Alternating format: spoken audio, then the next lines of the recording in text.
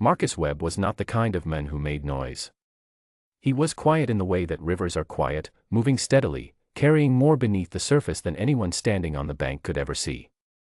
He worked long shifts at a print shop on the east side of the city, went home to his daughter Amara each evening, and spent his weekends helping her with homework she pretended was too hard so she could spend more time with him. He did not drink. He did not gamble. He paid his rent on the first of every month and kept his car in good working order because he could not afford for it to break down. He did not go looking for trouble. Trouble, as it often does, came looking for him. It was a Wednesday night in late October. Marcus had just finished his shift and was driving home on Miller Avenue, a road he had taken 1,000 times. The streetlights were thin on that side of the city. He had his window cracked slightly because Amara had left her drawing book in the back seat, and the smell of the markers still lingered. He was thinking about dinner, about whether she would want rice or noodles, when the blue and red lights appeared in his mirror. He pulled over slowly and carefully. He placed both hands on the steering wheel. He turned the radio off. He did everything a man does when he wants to make it clear, beyond any doubt, that he is not a threat. He breathed evenly. He kept his eyes forward. He waited. The officer who approached his window was young, perhaps 25, with a face that showed no particular expression. He asked for license and registration. Marcus gave both without argument. There was a second officer, an older one, who stood near the back of the car with his hands loose at his sides. Marcus was told to step out of the vehicle. He was told there had been reports of a car matching his description in the area. His car was a gray sedan, the most common car on the road in any city in the country. He was told there would be a brief search. He stood on the sidewalk in the cold October air while the two officers looked through his car. He kept his hands visible. He said nothing. When they finished, the younger officer came toward him holding a small sealed bag. He said it had been found near the rear passenger seat. Marcus looked at that bag the way a man looks at something he has never seen before in his life, with complete and absolute confusion.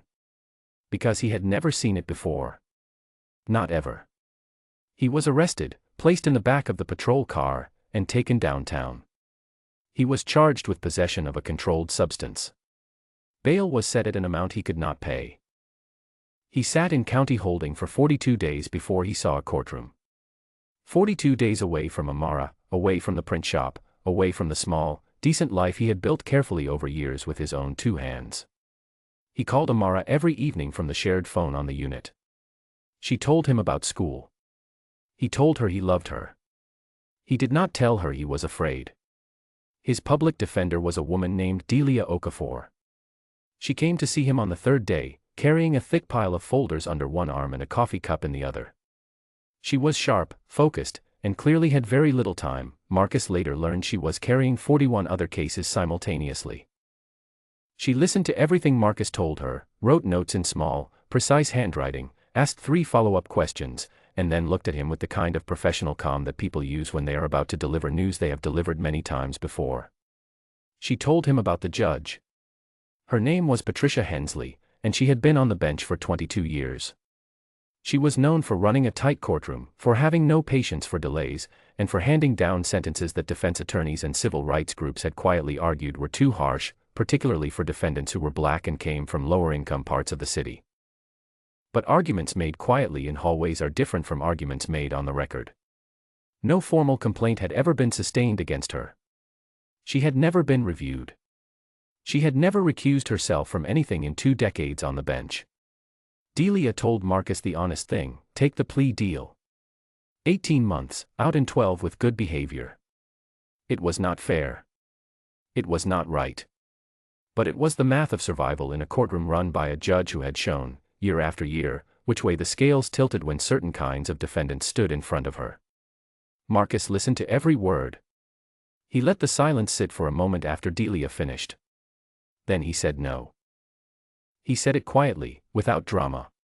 He said it the way a man says something he has already decided a long time ago, before the conversation even began. Delia looked at him carefully. She asked if he understood the risk. He said he did.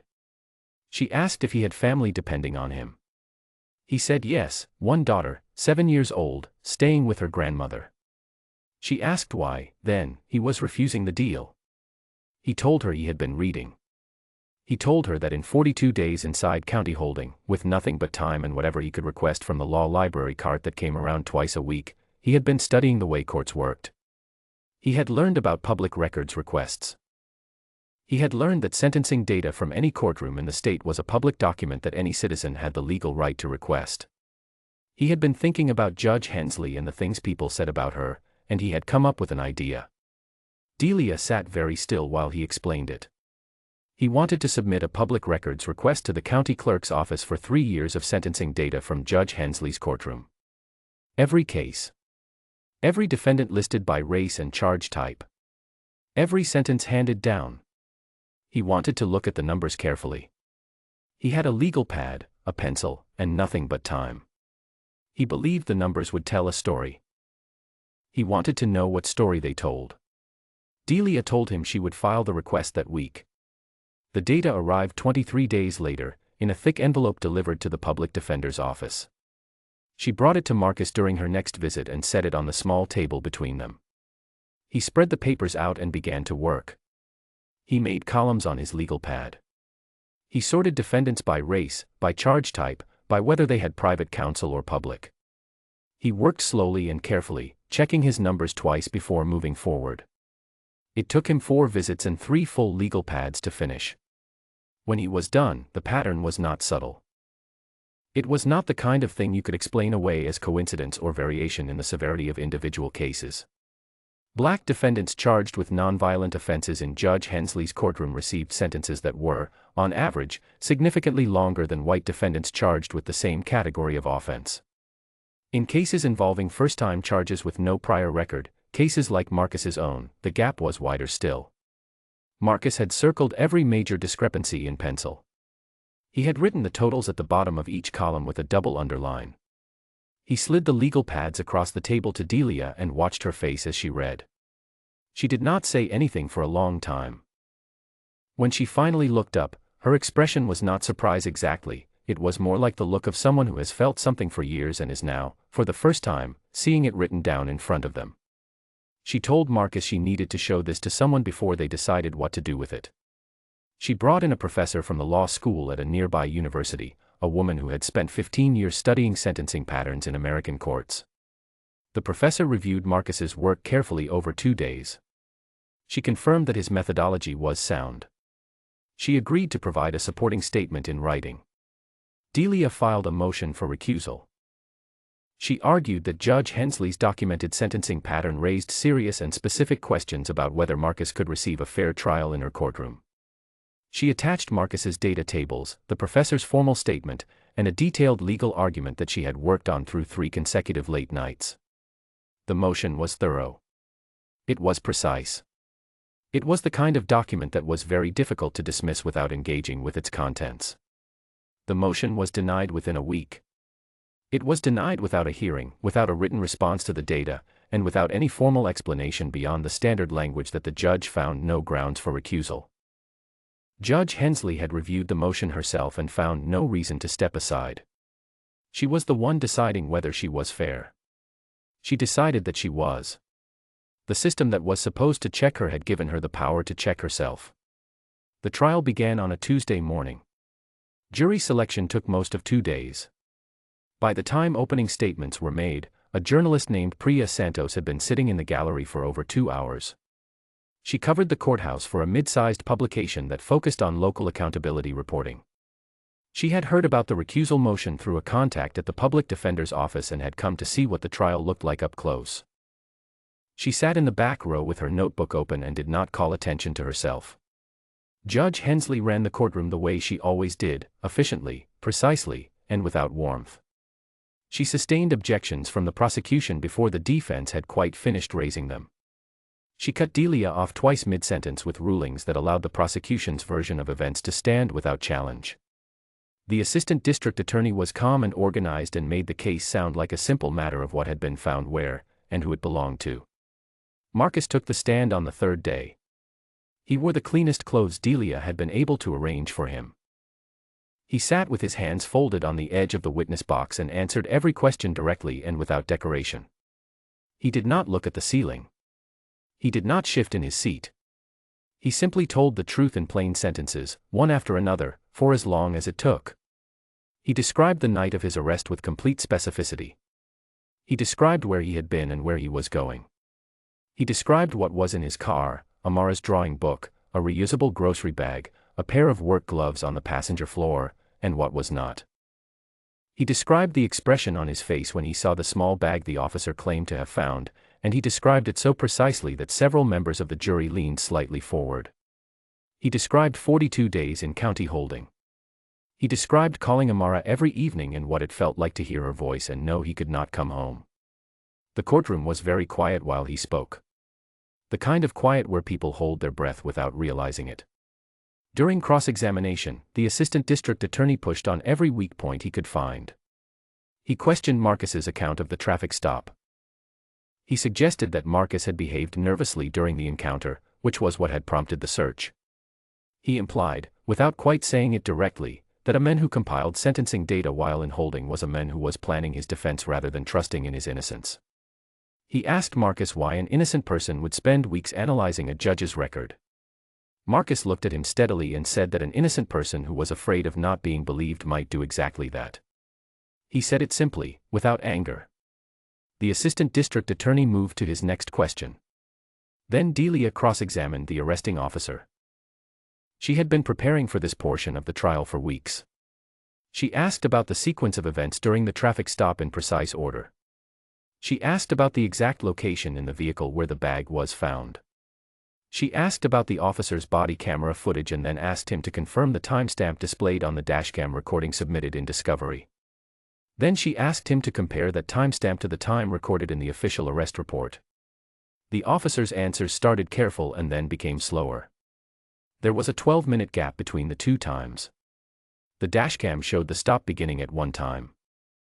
The arrest report recorded the beginning of the stop at a different time, 12 minutes earlier than what the camera showed. The officer said he might have filled the report from memory after the fact. He said time recordings could sometimes have small discrepancies. Delia asked him to define a small discrepancy. He said he wasn't certain. Marcus had found that gap. He had been sitting in county holding, reading through the discovery documents that Delia had given him during one of her visits, and he had noticed a number that did not match another number on a different page. He had circled both numbers.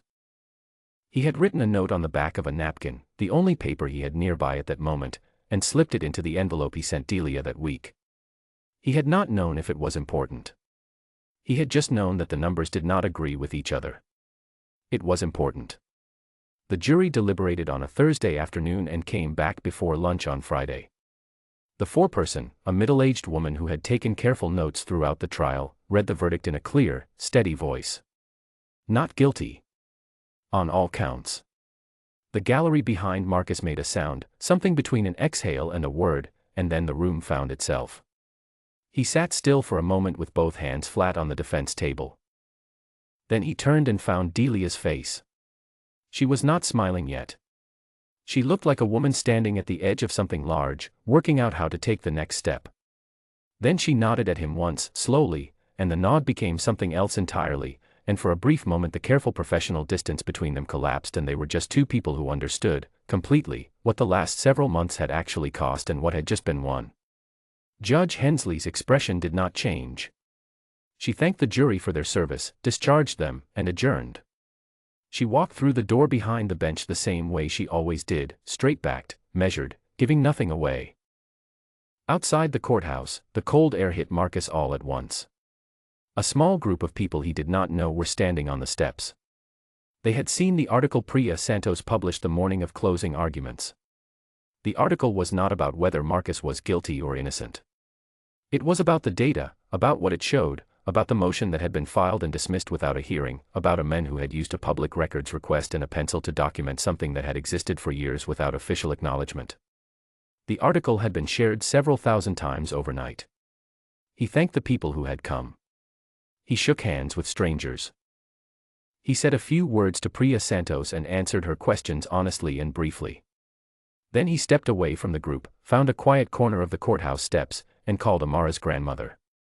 He said, "I'm coming home." The sentencing data Marcus had compiled was taken up by a civil rights law organization 3 weeks after the verdict.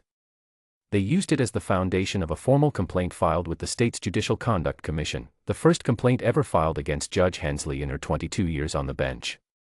The commission opened a formal investigation. 6 months later, without any public announcement, she was reassigned from criminal trials to civil matters.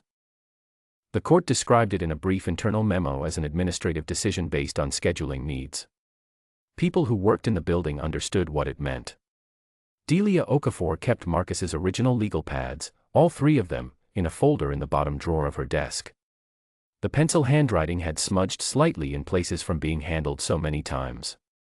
She showed them sometimes to clients who came to her already defeated, who had decided before sitting down that the outcome was fixed and that nothing they did would make a difference. She did not tell long speeches about what the pads meant. She simply placed them on the table and let the person sitting across from her look at the numbers in careful pencil, a man doing mathematics in a holding cell, quietly measuring the weight of a system he intended to outlast. Marcus went back to the print shop 2 weeks after the verdict. Getting his job back required one difficult conversation with his manager and one much easier conversation with the owner, who had known Marcus for 6 years and had kept the position open quietly, not telling anyone he was doing it. Marcus worked the same shifts. He drove the same route home on Miller Avenue. He picked Amara up from school every afternoon that first month, and she held his hand on the walk to the car without letting go until they reached the door, as if she needed to be certain each day that this was real and not a thing she would wake up from. He was not interested in being a symbol. He had not done what he did in order to be remembered. He had done it because he was afraid, and because the fear had made him careful rather than helpless, and because he had decided, somewhere in those 42 days with nothing but time and a cart of law books and a legal pad, that if the system was going to take something from him, it was going to have to work harder than it expected to. The system had not fixed itself because it wanted to. It had moved, slightly and slowly, because one quiet man had made it impossible to pretend that nothing was wrong. And in the way that real accountability actually travels, not in a single dramatic moment, but through documents filed, through complaints opened, through journalists asking questions, through attorneys keeping notes in their desk drawers, something had shifted that would be difficult to shift back. It had started with a stack of papers, 3 legal pads, and a man with nothing but time and the determination to use it.